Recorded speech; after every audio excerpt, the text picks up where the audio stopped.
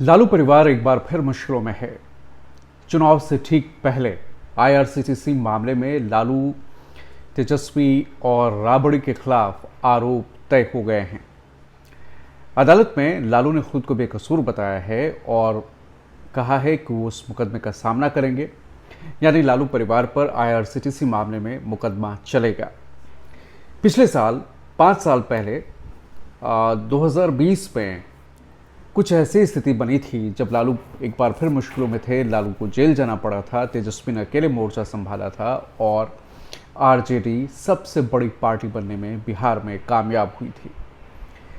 इस बार आईआरसीटीसी के मामले में, जिसमें आपराधिक साजिश रचने के आरोप लालू पर लगाए गए हैं, टेंडर पद का दुरुपयोग करते हुए टेंडर में दखल देते हुए सुजाता होटल्स को फ़ायदा पहुंचाने के आरोप लालू परिवार पर हैं। लालू, राबड़ी और तेजस्वी पर आरोप तय किए गए हैं। अब मुकदमा चलेगा, जहां एक तरफ बीजेपी से आरजेडी के लिए या लालू परिवार के लिए उनकी करनी का फल बता रही है, तो वहीं आरजेडी, लालू, राबड़ी और तेजस्वी इसे एक राजनीतिक साजिश बता रहे हैं और कह रहे हैं कि जब भी चुनाव नज़दीक आता है ऐसी कार्रवाइयाँ होती हैं।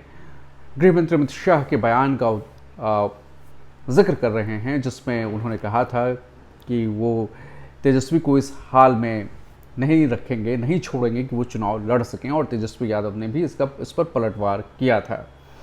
सबसे जो संकट की घड़ी इसलिए है ये आरजेडी के लिए और महागठबंधन के लिए, जिसे बीजेपी ठगबंधन बता रही है, कि यहाँ पर सीटों का फाइनल फार्मूला अभी नहीं आया है। हालांकि कोर्ट में सुनवाई के बाद तेजस्वी ने राहुल से मुलाकात की, वीआईपी अध्यक्ष मुकेश सहनी ने भी राहुल गांधी से मुलाकात की, और जो गिले शिकवे हैं कि तेजस्वी को सीएम के पद पर खुलकर कांग्रेस ने उनका नाम नहीं लिया है, मुकेश सहनी खुलकर खुद को डिप्टी सीएम के तौर पर प्रस्तुत कर रहे हैं, लेकिन इस पर भी कांग्रेस ने कुछ नहीं कहा है।